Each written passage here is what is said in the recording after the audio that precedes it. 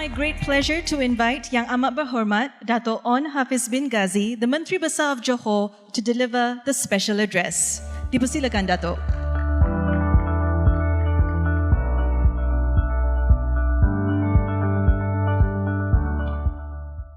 Bismillahirrahmanirrahim. Assalamualaikum warahmatullahi wabarakatuh. Salam sejahtera, salam maju Johor, salam Malaysia Madani. Yang saya hormati, Yang Amat Berhormat Datuk Seri Anwar Ibrahim, Prime Minister of Malaysia. Yang berbahagia Tan Sri Abdul Wahid Omar. Yang berbahagia, Yang Berhormat Datuk Seri Utama Haji Hasni Muhammad. Yang berbahagia Datuk Muhammad Umar Swift. Yang berbahagia Datuk Harul Salih Ramli, Mr. Novan Amiruddin, Datuk Omar Siddiq, distinguished guests, ladies and gentlemen. First and foremost, I would like to record my sincere thanks to the organizers for hosting the Invest Malaysia conference here in Johor. On behalf of the State Government of Johor, allow me to extend our warmest welcome to the Prime Minister of Malaysia, Yang Amat Berhormat Datuk Seri Anwar Ibrahim, and all the distinguished participants who have travelled from different parts of the country and the world to be with us here today. To our foreign guests, selamat datang ke negeri Johor. The crowd we have today is proof of the strongest interest among investors as well as strong momentum in Malaysia and Johor. The theme of today's conference, Where Policy Meets Progress, is at, and I believe many of us here, especially practitioners in the various sectors, can instantly connect with it. It will especially resonate with the many leaders, policy makers, economic planners, investment bankers, and the talented teams of people behind us who have spent a great deal of energy building the thinking and collaborative links that makes what we have before us possible. What I would like today, by means of welcome, is to reinforce to all of you why Johor is an unbeatable investment proposition. You have probably seen the headlines, including in the global media, of all the exciting things happening in our state, including petrochemicals, manufacturing, logistics, data centers, and more recently, the special financial zone and the special economic zone. We in the Johor State Government believe that good policies should never be formulated in silos. On that note, I would like to thank again the Honourable Yang Amat Berhormat Datuk Seri Anwar Ibrahim and the Federal Government for their continuous support and wise leadership. Let's give them all a big round of applause.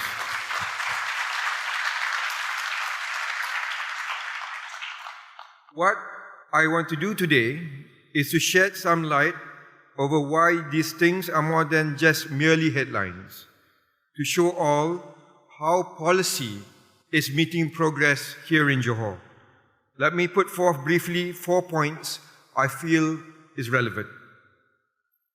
Don't worry, Yang Amat Berhormat, I'll keep it short. I know you have a busy schedule ahead of you. Ladies and gentlemen, the first point is stability. There is understandable spotlight of the ongoing Mahkota by-elections that's happening as we speak. That's why I'm wearing my favorite color today. It must be pointed out that the Johor State Government enjoys a 2/3 majority in the State Assembly, further boosted by our friends from Pakatan Harapan. The stability has allowed us to execute the various initiatives under the Maju Johor 2030 initiative. Succinctly, it involves 6 key thrusts, namely good governance, economic development, social safety net, facilities and basic needs, safety, cleanliness, environment, and last but not least, the youth of Johor.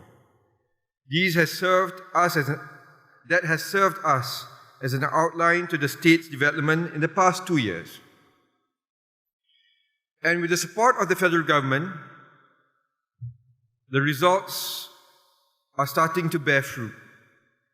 Johor's GDP growth outpaced the national average, expanding by 4.1% year-on-year in 2023, compared to Malaysia's 3.6% growth.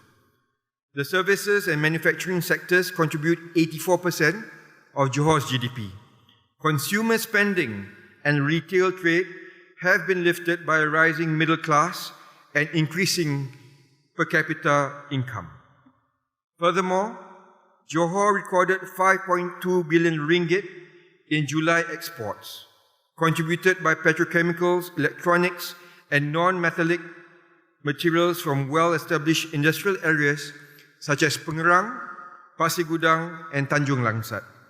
All of this creates further economic growth as they feed global supply chains, providing the energy and manufacturing materials for various other sectors. The Malaysian Investment Development Authority, MIDA, approved 751 projects in Johor, totaling 43.1 billion, accounting for 13% of national figure. Our manufacturing output grew by 2.8%, surpassing the national average of 0.7% last year. Ladies and gentlemen, secondly, everyone knows how intertwined Johor is to Singapore. But that really is only one part of our connectivity proposition. Investors to our state have excellent connectivity to regional and global chains through Johor Port and Tanjung Pelepas Port, one of Malaysia's busiest ports and largest transshipments for a significant portion of the nation's container traffic. Just as important is the support and funding for large-scale projects, such as the Johor Bahru Singapore Rapid Transit System Link, RTS, and the expansion of the Senai Desaru Expressway and North-South Expressway. Furthermore, we are collaborating with the Ministry of Transport in finalizing details of a local transport network that will complement the RTS to connect the landing points in JB to the other developments throughout the JS SEZ. We are also making good progress on soft connectivity, such as the implementation of a passport-free QR code clearance system and adoption of digitalized processes for cargo clearance at land checkpoints. All of this also could not have been done without the support of the federal government, and we hope to get the continuous support from Yang Amat Berhormat. Ladies and gentlemen, thirdly, in terms of policy support and alignment, Datuk Sri Anwar Ibrahim, his cabinet, and the team members from Ministry of Finance have all been instrumental in their backing for this project. We have seen the rapid development and deployment of the Invest Malaysia Facilitation Centre, located at the Special Financial Zone, the first IMFC outside Kuala Lumpur. It will be a one-stop facilitation centre for consultation services and business affairs. This is all part of the ease of doing business here in Malaysia and Johor. You will also have heard that we recently launched incentives for the FCSFZ. This too is proof of the strong collaboration between the federal and state government. We are grateful for the support we have received, although I must tell you, the MOF sometimes, Datuk Sri, drives a hard bargain. You have officers that are tough to crack. But in all seriousness though, the FCSFZ looks to stimulate greater economic activity as well as complement the strengths of Singapore. Meanwhile, the FCSFZ's incentives announced by the MOF will also help position it as a competitive financial hub. Ladies and gentlemen, finally, talent. Let me assure you that Johor and Malaysia as a whole has a deep and rich reservoir of talent. This key resource has been driving Johor's manufacturing output across diverse sectors, including electrical, electronics, automotive, as well as petrochemicals in the Pengerang Integrated Petroleum Complex. These did not come at the expense of industries that have been here for decades. To this day, Johor still demonstrates its deep capabilities in oil palm production and refining, and is a key producer of poultry, eggs, fruits, and vegetables. Many have drawn by not just skills, but the determination and dedication of our talent pool.